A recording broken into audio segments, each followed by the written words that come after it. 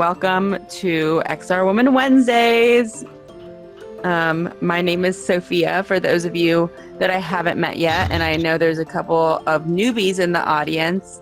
I don't know if we have a slide on this today, but if the whoever's new in the audience, if you could unmute yourself and or I didn't mute you guys yet, but if you could just announce yourself and tell us about who you are and what brought you to XR Women. Hi, my name is Angela. I'm an instructional designer in higher education. I got to experience XR in 2017, and it blew my mind. I'm sure everyone has the same experience. But I just recently got my first headset and am privately, in my own time, trying to learn how to build learning experiences and understand what we could do as instructional designers in the world of VR. That's awesome, Angela. Welcome to Thank you. Welcome to XR Woman, and welcome to the industry, and congratulations on your first headset. Thank you. All right. I'm so excited to meet everyone. Awesome. Is there anyone else? I'm gonna you back there. Is there anybody else? Can you raise your hand if you're new? Sure. There you go. Awesome. Thank you. I'm really excited to meet everybody. Thanks for being so welcoming. My name is Melissa Hydrick.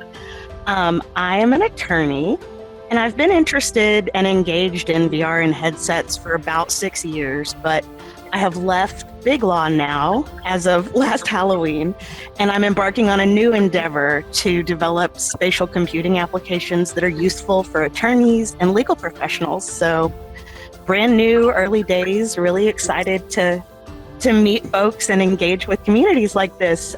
You guys know how it is, when you start something new, you're kind of looking for your tribe. So it's so great to see a community of women that are supporting and empowering each other. And I feel really hopeful that I've kind of found the right spot. That's awesome. Welcome.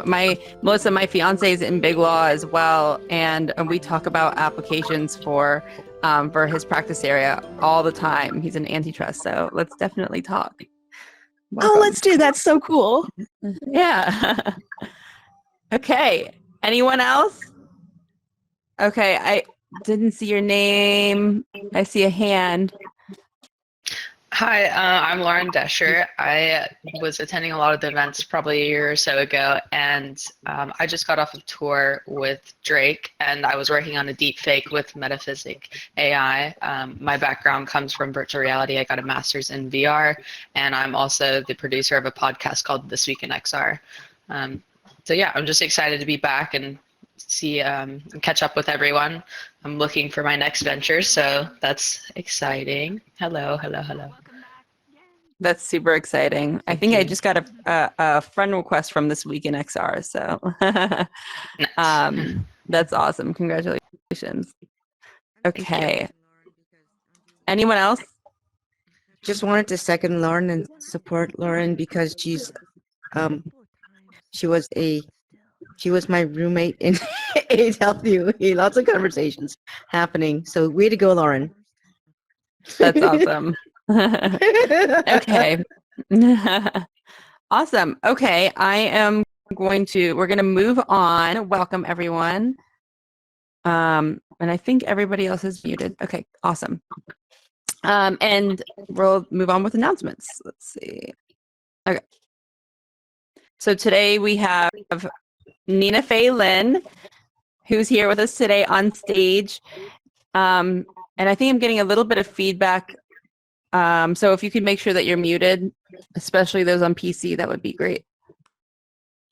And she will be talking about navigating the transition to a career in 3D design and all the endeavors and initiatives that she's involved with to kind of help people do that. So we'll get into that in a little bit. Welcome, Nina.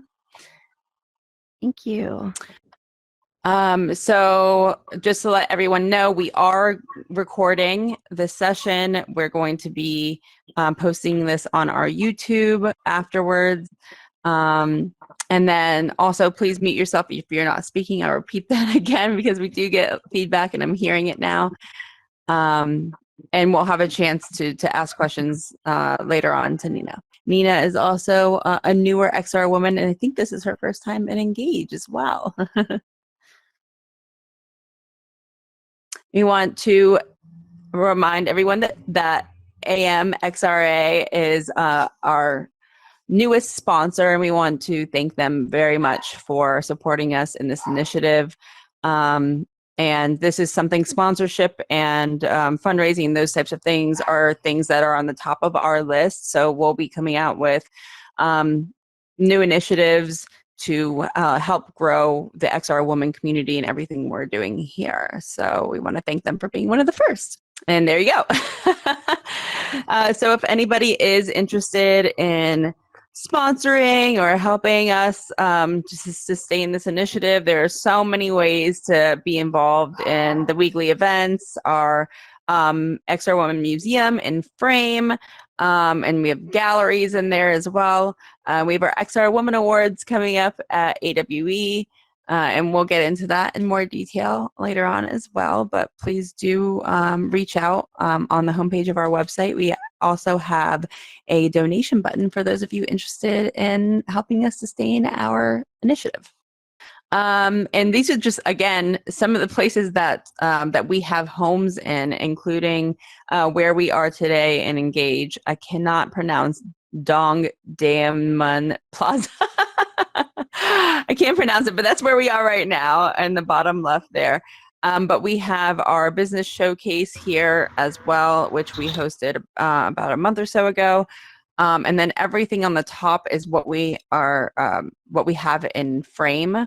So the museum is to the left. That's all of our archives of everything that we've done in XR Woman. Our gallery where we showcase our artists' work and people in our community's work. And then we have a research corner that we just kicked off, also in Frame as well. So you guys can check that out on your own. It is a web link. So feel free to do that. And then also connect with us on social media as well. So we have, for those of you that we don't know, we have a merch store also on our website. And we have recently added new designs to the merch store. We recently had a design competition where we chose a couple designs to be featured leading up to AWE. So last year we had a bunch of people wearing our shirts. This year we hope to have a bunch of people wearing our merchandise as well, so we can take some awesome XR Woman pictures and celebrate the people that have actually created these designs for us as well. They're all people within our community. And there you go. There's a picture with pictures with everyone in our merch from past AWEs and other events that we've had in the past few years also. So our XR Woman Awards, the nominations are closing today at 2 p.m. Eastern time, which is right when this session ends. So if you are on your PC and want to do a quick nomination, please do submit your nominations there. We're hosting live these awards live on the AWE stage this year. This is going to be the second year in a row that we're partnering with AWE to do this. So it was a lot of fun last year. We had a lot of attendance, and we hope all of you guys can attend as well. And celebrate the pioneers in XR here. And for those of you that do want to attend, we do have a discount code here, 24 XR Woman D. It looks like, but we can post that discount code if you guys are interested. Okay. And if you are submitting your work for an Augie Award for the awards that AWE hosts themselves, let us know so we can help support your award and we can help upvote it and those types of things, because we want to support all of you all doing awesome things there. Congrats to Robin Mulder, Lauren Mulder, Cordelia Wolf, and the 3 Pound Games team. They won the Meta Presence Hackathon with their home care helper. So congratulations, Robin, on that. That's and team. That's amazing. That's incredible. And if you look her up on LinkedIn, you'll see more about the hackathon and the project that they developed there. So we've partnered with Smart Retail Tech, and that event is coming up soon. If you guys are interested in going, we do have discount codes for Smart Retail Tech as well. And also, as most of you know, we are partnered with VR/AR Chicago as well. And we have someone from our community that is speaking there today, actually. Shelly Peterson will be speaking there today. So make sure to check that out. Also, I believe they are in Verbella still. Somebody correct me if I'm wrong, but I believe they are. Session is in frame, Sophia, It is. And just to note, it's Chicago time. So, Julie, let me put you. Oh, sorry. Hold on one second. Sorry. Let me give you I just your. wanted to confirm. Yep, if you can hear me, the VR/AR Chicago is today. It is in frame, and we can drop the link in the Slack channel. And it is Chicago time, so they're an hour behind Eastern, so it's like 7 p.m. online. Okay, and I'll drop that there. And hello, everybody. Thanks for coming. I just gave Julie her voice. I just gave her her voice, but yeah. So just to repeat what she said. Yeah, sorry. So they are in frame, not Verbella anymore. Thank you for correcting me on that. They're in frame, and it is Chicago time. So just be aware of that.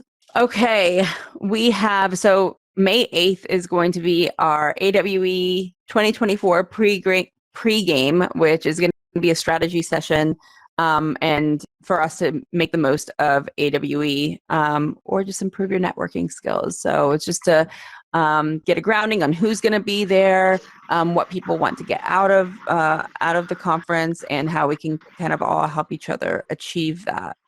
So that's going to be next week. All right, and then we'll stop here for today's session, because this is Nina. She's our guest speaker today.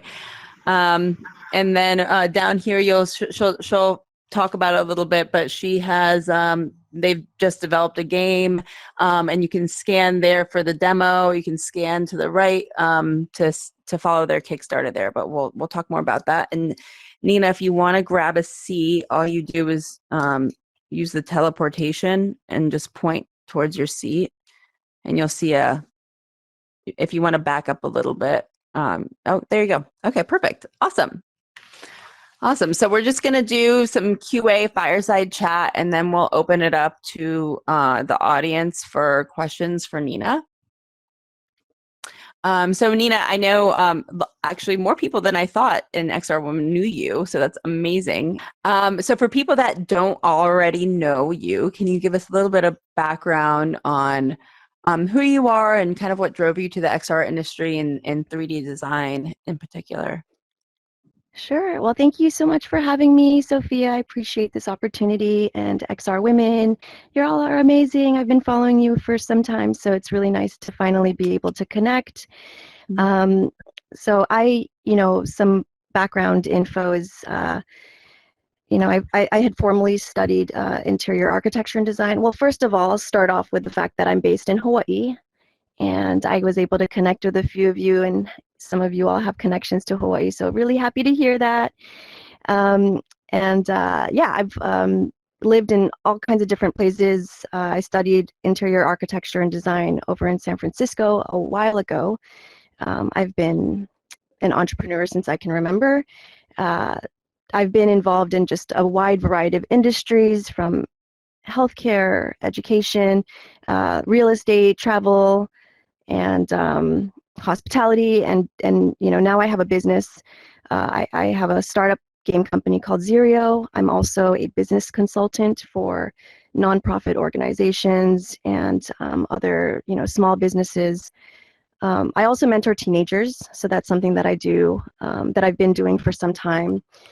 And just supporting families. That's just a little bit of a background. I think you were saying getting into the XR industry. Is that what you said? Yeah. Sophia? Yeah, no, and Okay. yeah, how did you end up here? Because I always find that fascinating to see how people kind of transition their own careers into XR. Yeah, it's definitely it's been a meandering road to XR. I was actually, I just remembered, I was actually introduced to VR by a teenager back in, I think it was 2014 when I was volunteering at a learning center over in New York. I had lived there for some time. And he was just so excited to share his headset. I think it might have been the Oculus Rift, maybe back then. I could be wrong, but I was just like, okay, you seem very enthusiastic. So I tried it for a little bit. I wasn't very impressed, but it was just fun and just to see how much he was glowing about it. And that was sort of my first taste of VR. And then fast forward many years later, I had actually. I started a learning center 2015. I had started a learning center. It was a pilot program. I was working with youth ages 7 to 17, and essentially I set up a space where they could self-direct their learning.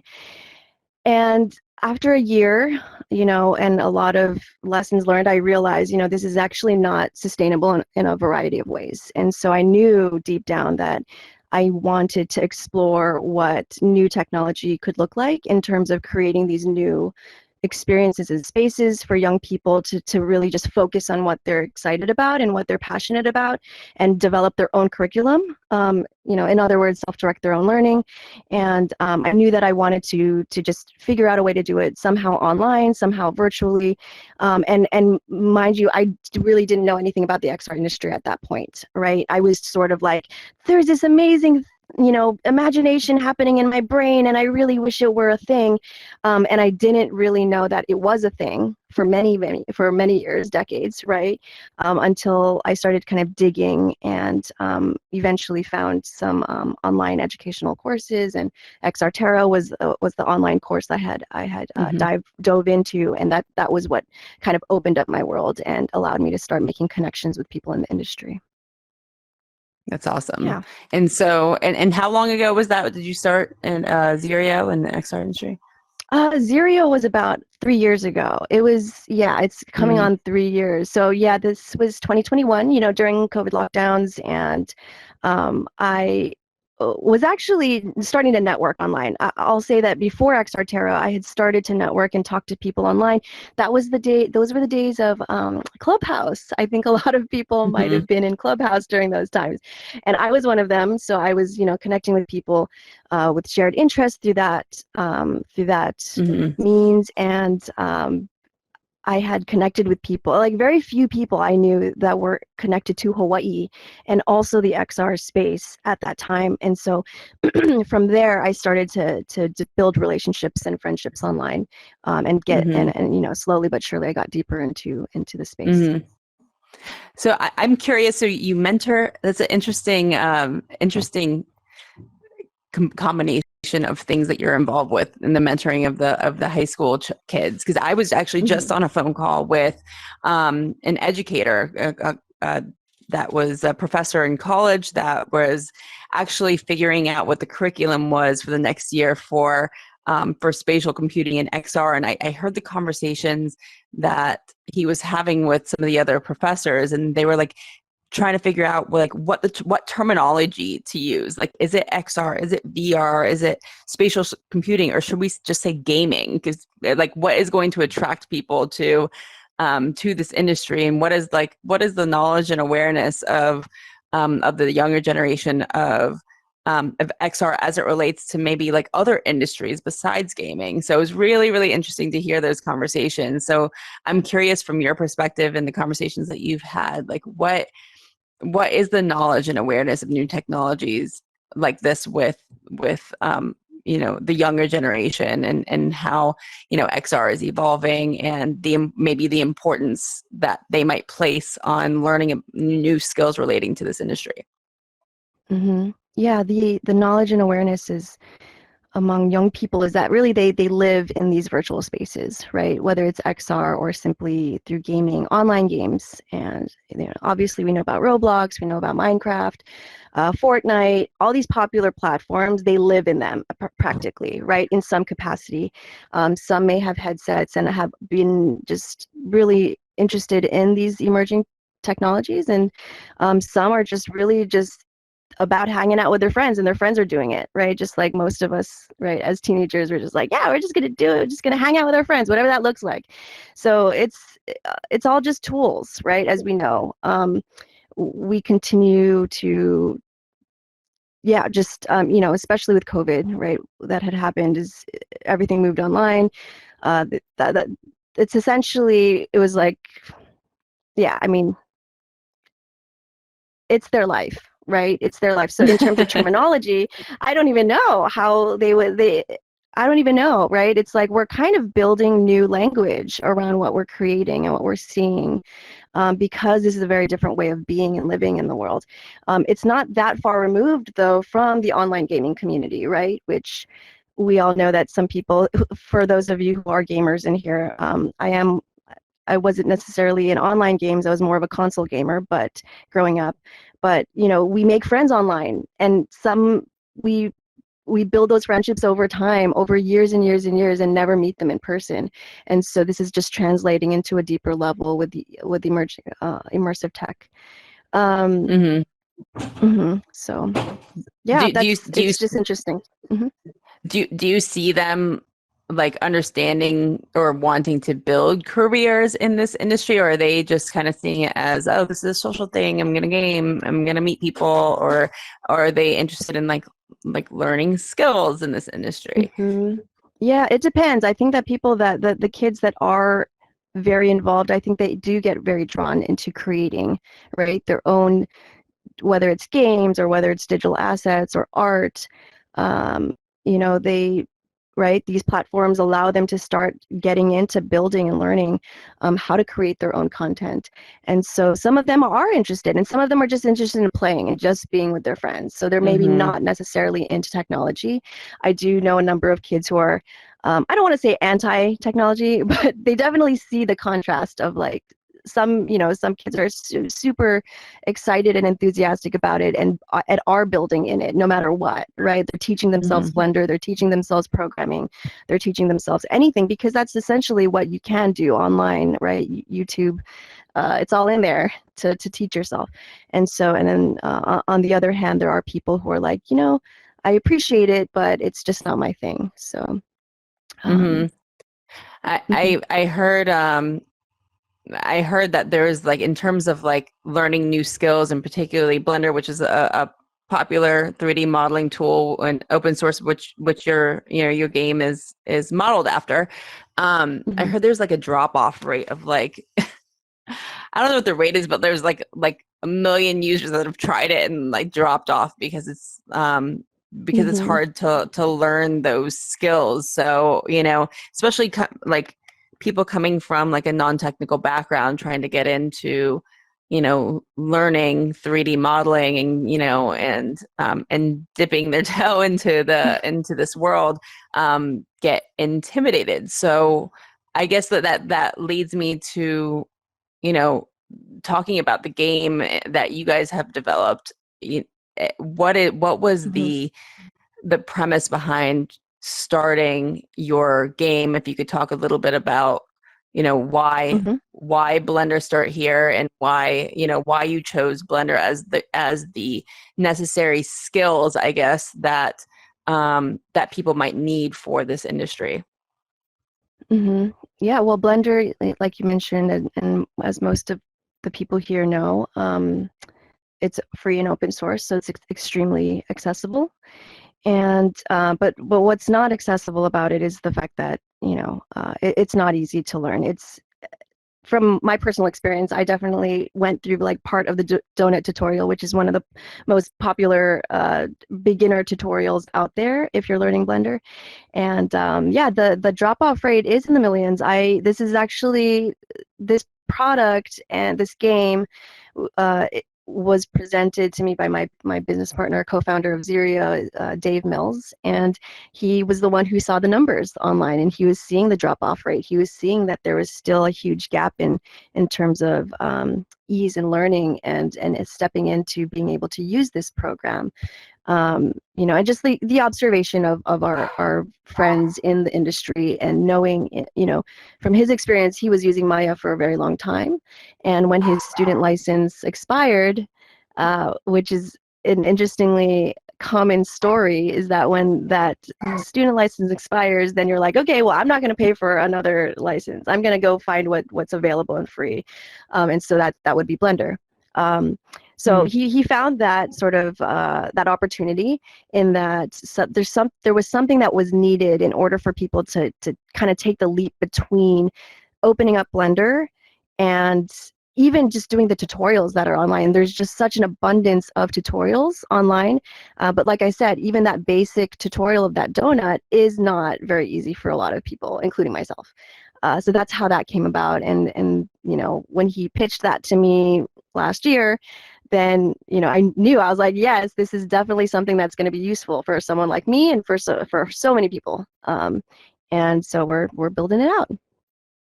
And how does gamifying, we talk about, you know, gamifying through virtual reality, gamifying training and learning through virtual reality, and, you know, retention and all of those things, and how that boosts retention. But you know, specifically to, I guess, learning Blender skills, you know, there's lots of tutorials out there, lots of things online and social media and stuff like that.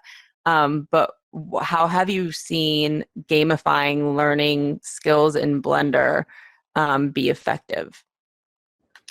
Well, you know, there's the element of the fact that when people open up tutorials, right, you're kind of taking a leap and looking at the screen and figuring out the tools and finding things and trying to navigate and just sort of having to figure out a lot of stuff before you can even go through the tutorial, right? Mm-hmm. And so gamifying Blender essentially moves into the basics of Blender, basics of navigation, knowing where things are, knowing what does this button do? Like the most basic fundamentals of Blender is what our game is aimed to help learners through. And it's all about repetition, right? Gamification is awesome because you're almost learning without trying to learn, right? You're going through repetitive processes, you're learning through, you know, storytelling and puzzles and just our innate desire to kind of reach goals and see like that, essentially that dopamine hit of seeing like, oh my gosh, I accomplished that, right? And then being able to just kind of go through that repetitive motion of certain aspects and learning navigation skills in Blender is just one aspect of getting a good sense of it, right, before you even step into tutorials that are available online. Yeah, so I'll stop there. Go ahead, Sophia. Yeah. Yeah, I mean, I personally have, like, you know, and I'm sure we all do, have a lot of things that we're trying to keep up with on a daily, and learning like just different things that are going on in the industry, you know, maybe just different courses that we're taking for advancement in like in degree programs and things like that. And you know, and I can tell you from my personal experience, it's really hard for me to sit down and do more learning on my own that isn't kind of mandated from, you know, any of the school courses, for example, that I'm taking. So definitely something like this, and I've played the demo before, and it's a lot of fun, and it's something like this will incentivize me to learn Blender skills, because I've been telling myself I want to learn Blender, even if it's just the donut, for years. And so, you know, but I never took the time to kind of sit down and learn and watch the tutorials and those types of things. So so giving me a chance to do this through gaming is is great. Yeah, I mean, you know what? I'll yeah. just add that, one of the very early prototypes of our game, which by the way, we have a demo on Steam, like you mentioned, Sophia. So if anybody wants to check that out later, it is a PC game, right? It's not an XR product per se, but it is a PC game that to me is a gateway into XR. And so for the earlier prototypes, when I had shared it with my younger cousins who are between teenage to mid-20s.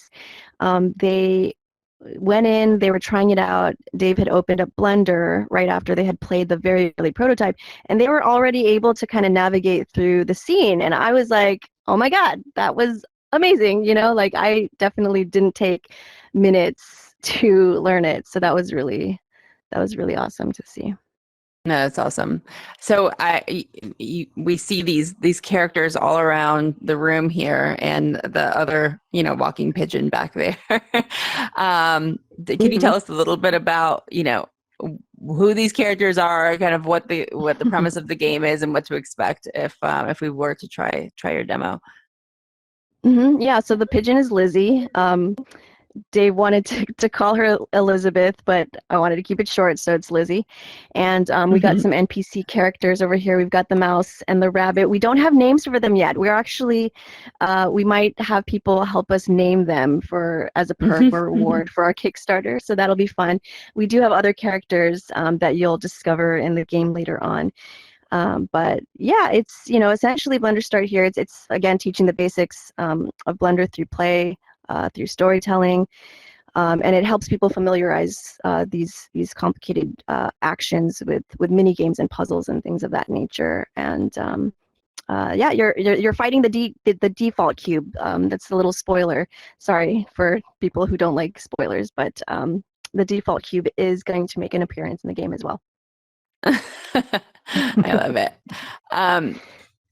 So in our network, 3D modeling is often associated with building immersive experiences. But what are other ways that these skills can be used that aren't commonly considered by maybe XR professionals? That might be useful in other ways in other professions. Well, I mean, I think that just there's so much that you can do with Blender, right? It's essentially a 3D creation tool. And so a lot of people in so many different industries can use it, whether it's XR related or not. It's people that are trying to just get their feet wet in the digital art space, or, games, films, right? Films, VFX, all those sorts of things, animation, obviously. And anyone that's really just trying to, even if it's just a creative expression thing, right? Trying to create something new with new technologies. This is, to me, it's very much an easy into the XR industry, is to just start learning tools like Blender. I even saw when I was doing my research, I saw people using Blender to even create 3D models for 3D printing as well, and that was kind of new for me. I was like, oh, I didn't know. I would have thought Blender is just for for immersive and for 3D. I mean, for for immersive experiences. But I was surprised to see that people were using it in all of these different ways, like the VFX and like you were saying, and like commercials and things like that. I was like, okay, it can be used for 2D experiences as well. Yeah, I don't know if I'm sure people know of Zach King, but we had actually attended the BlenderCon in LA a couple weeks ago, and that was their first one outside of their annual one in Amsterdam. And we found out that Zach King actually uses Blender, so he's a very popular influencer online, and his work is so fun, so just innovative, and the fact that he's using something like Blender is, to us, it's definitely becoming more of an industry standard. And so for people that, because we, as you heard, there's a lot of newer people maybe to this industry that join us for our XR Women Wednesdays and our inner community, and we're all looking for ways, obviously, to learn and grow in this industry and build new skills. So what are some pieces of advice maybe that you could give to us and looking to, you know, build new skills in this industry and grow and those types of things. And I'm sure you talk about these things all the time with the students that you're coaching as well. Mm-hmm. I mean, I honestly, I'm all about play and exploration. So if, you know, whether it's games or, you know, films in VR or whatever applications, whether it's in VR, even just in digital, you know, creation content, right?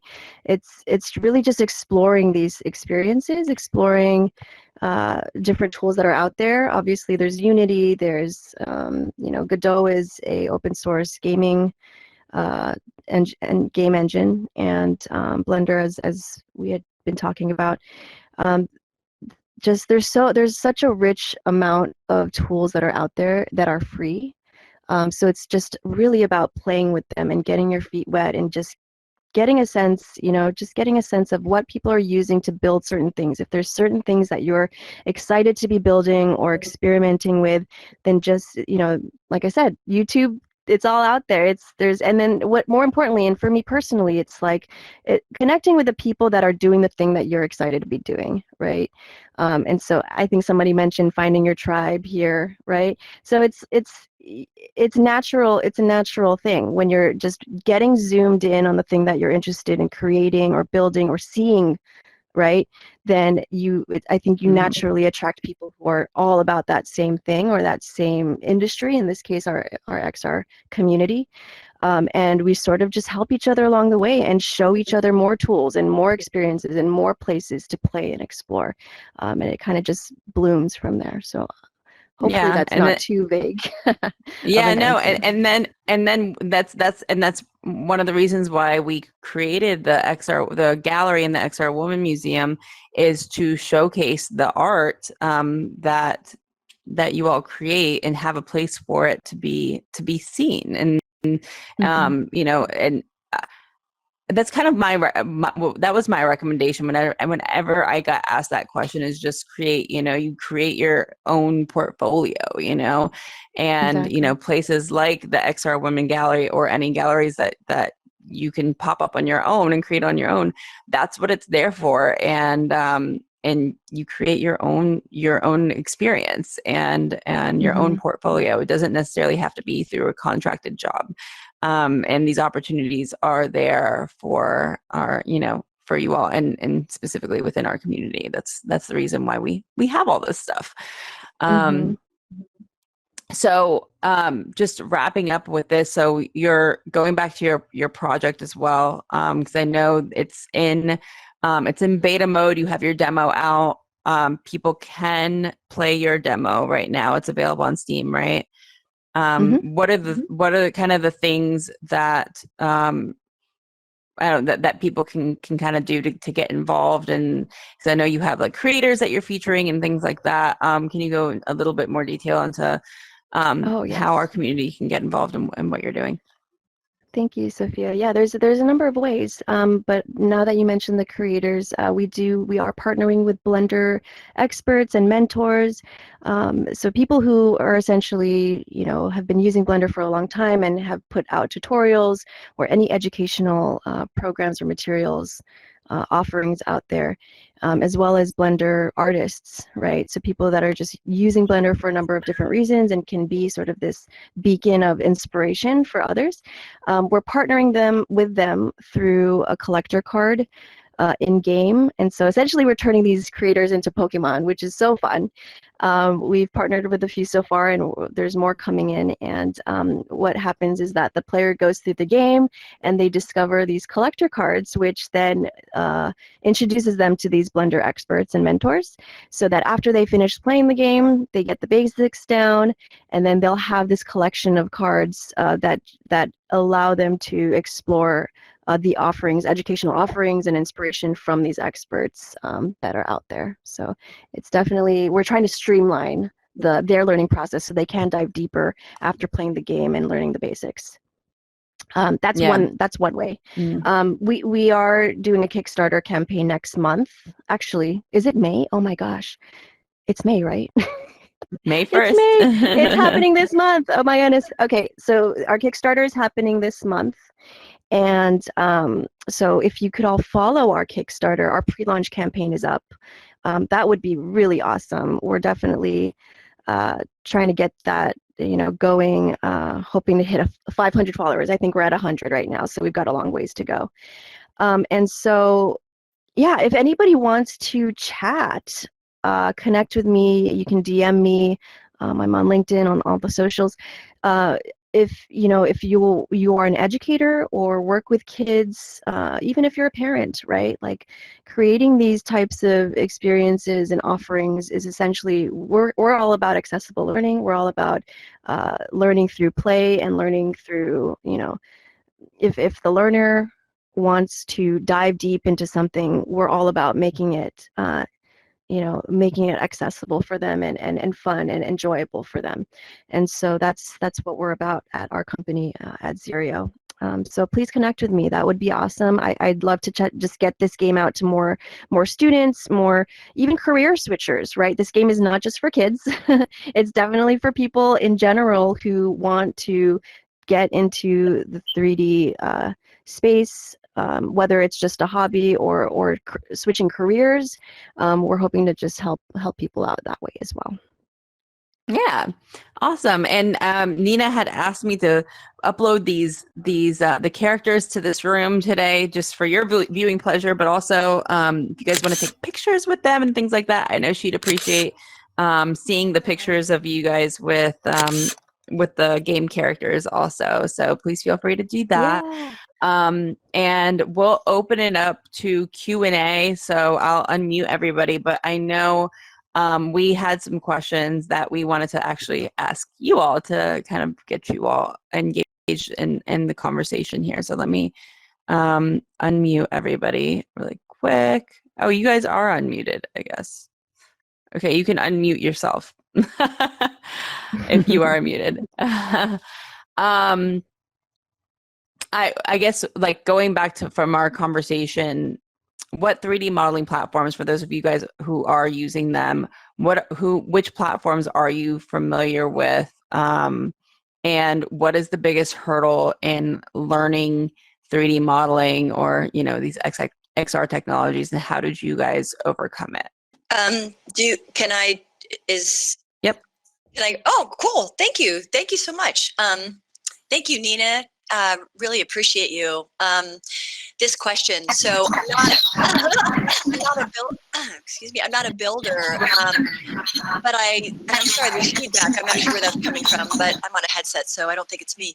I've been trying to kind of get into Unity, and what I can say from my experience is that I think you got to it in your interview here today, and it's weird because I'm a sound designer, so I'm already a techie. But it's that kind of cognitive load, like I open it, and because I am a techie, there's this idea in my mind that, oh man, no, I don't have the bandwidth for this. And then I just kind of like put a block on it, if that makes sense. So that's my answer to that. Yeah, thanks. Thank you. Yeah. Cognitive load. Yeah, tell me about it. And I think that's one of the benefits of learning through gaming, because it's kind of like passive learning. So you're doing it because I feel like there's something about studying and like trying to learn something that puts like kind of like a mental block on you somehow. And that's why, we all talk about gamification through immersive mediums and those types of things, because we just want it to be like muscle memory, like you're retaining it just because it's fun. You're doing it and you're not like trying to learn information per se, but it's kind of just gets ingrained in your mind, and you don't even have to think about it anymore. Yeah. Hi, thank you so much. I've actually heard about this a while back, and it's awesome to see that you guys are developing that. I've been using Blender for a long time, and for me, two of the major issues, and I'm just curious how you guys are solving it in the game. Two of the major problems for me, number one, is figuring out the difference between materials and textures. right? So for anybody who is new, they probably don't know, but this is actually one material can have a lot of different textures attached to it, right? So if you have something that people can learn that part.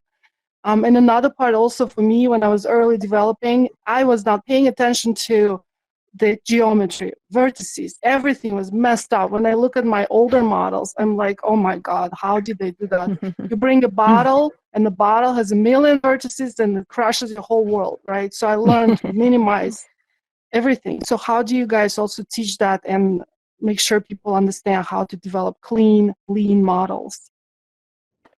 That's a great question. You know, I find that, and maybe I'm wrong. I don't know if Dave is here, but I welcome him to help answer these types of questions as well.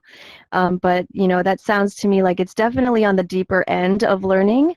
And so our game address is really just helping people navigate and getting the fundamentals down. And ideally, we find Blender experts that are going to share that information and show those sorts of tips and tricks and kind of just, you know, definitely, you know, good to know, like best practices, right? Like best practices is something that perhaps we can involve in the game somehow, or just be able to more clearly connect players to learning those through the collaborators that we partner with. But that's a great point. Thank you for sharing that. Those are definitely some common frustrations. I'd love to add to that UV on wrapping is a bear when you're learning it. You've sort of answered this already, but I'd love to know if you will be adding some considerations about UV on wrapping. I'm sorry, could you say that one more time? Were you saying UV? Yes, UV on wrapping when you're modeling to get your textures on. Yep, that's a big one too. Yeah. That's a good question. These are great questions. I don't know if we're going to be including that specifically in our game, but again, I actually find value in the fact that you're all bringing this up, and I think that, you know, when Dave listens in, or if he is listening in, he'll definitely be getting some inspiration on what we might include. We're always open to feedback, by the way. We are very early in developing the game, and so you sharing these specific points, we can definitely explore whether we can include that in the game. So thank you for that. I think there was Robin here was raising their hand. Hello. I wanted to let you know that we are in beta with GrowKit Core, which is a spatial computing and AI development platform designed to solve exactly what Sarah Barker is talking about. Is you open up Unity and you're like, what do I do now? So it's a lot of pre-configured, ready to go, drop-in modules that'll just get you started, gamified components, all the things that we've learned from game development. And what we're not doing is what you're doing, and that would be really super cool to partner with you. Yay! Yeah, that would be great. I can't wait to chat with you. I think that it's worth noting that Blender Start Here is the first of a series of products. We hope to be able to create a Start Here series so that we can address these, is exactly that, right? That initial learning gap for different platforms. And so just stay tuned. There's a lot more to come after Blender Start Here. But thanks again, Robin. Yeah, I think you know, part of the reason why part of what their team is trying to do is exactly what is happening here, and collect that feedback from, you know, users of the platform, so because they're earlier on in the development of the full game, to understand how to address learners' needs better in the game as they continue to develop it as well. So this feedback is definitely super helpful to know. And that's another reason why they're getting these mentors to come on board and collaborate with them, because that kind of adds that that next level of learning beyond the fundamentals of what they're teaching in the game, and to make sure that everybody's kind of connected in the community, because it is hard to find others that are, you know, that are in this space, which is why, you know, we are here every Wednesday in the XR Women Wednesdays doing just that, and making sure that our community is connected and we're knowledge sharing. So yeah, that feedback is valuable. Are there any other comments or questions here? Okay. Well, on that note, we encourage everyone to definitely play the demo. If you guys end up, I know I've been seeing a lot of the play testing that people have been doing, and recording their, they're playing recording their gaming experience on their game, and those have been really fun to watch, actually. So if anybody does do the demo and wants to share the recording of their playtest, that would be awesome. That'd be so fun to watch. And then and I guess follow the Kickstarter. From my experience with Kickstarters, just following in the pre-launch phase can really help boost the visibility for their campaign. And then take pictures with Lizzie and the other characters here, and definitely share them with us. That'd be awesome. So thank you all for coming, and thank you, Nina, for joining us today. Yeah. Thanks, guys. Thank you, everybody. Thanks for coming out. Thank you. Thanks so much. Yay. Woo woo. Yay. Thank you. Thanks so much, everyone. Bravo. Yeah. And we'll post the links to all this in the Slack channel as well. Is everybody in a hot hurry? Can I ask a really fast question about next Yeah, go week? for it. Just to make sure I clarify. So you said that it's going to be like a networking event, and you recommended that we come with questions, and it would be like that last networking event that you guys did, sorta. Is that right?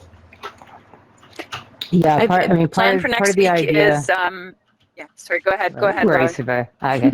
Part of the idea here is we all go to these conferences, and we've all heard the statement that comes out of people's mouths, like, "Oh, hey, what are you doing here at this conference?" And someone will be like, "Oh, I'm just looking around, just getting my feet wet." No. Come here with a plan. Come here with a mission. Tell me what your outcomes are. What do you want to get out of this? Who do you want to meet? Sherry. I want to know all of those things. What's your pitch? Let's go. Let's kill it at AWE. Let's make sure everybody comes back with a gazillion offers about everything that they ever dreamed and hoped for.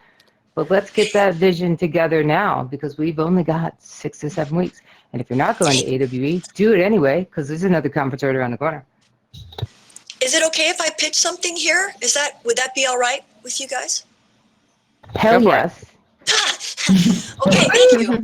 So kind of riffing off of Robin. Ooh, I like that. Riffing off of Robin. I was going to start like May 9th, but I can totally do it tomorrow. And I just want to let everybody know that if you're on the Slack channel and you want to join the Research Corner, every Thursday, I think it's from 12 to 1, I'm going to have kind of like an open office hours. And I'm a researcher. I'm getting my doctorate in media psychology. And if you're looking for someone to maybe help you tie your ideas, like Robin was just saying, to research so that you sound really fancy when you're presenting your ideas, please, just let me know. And what I'll do is I'll drop a huddle link on the day of, and it's just kind of like a first come, first serve kind of deal. So just want to throw that out. Thanks.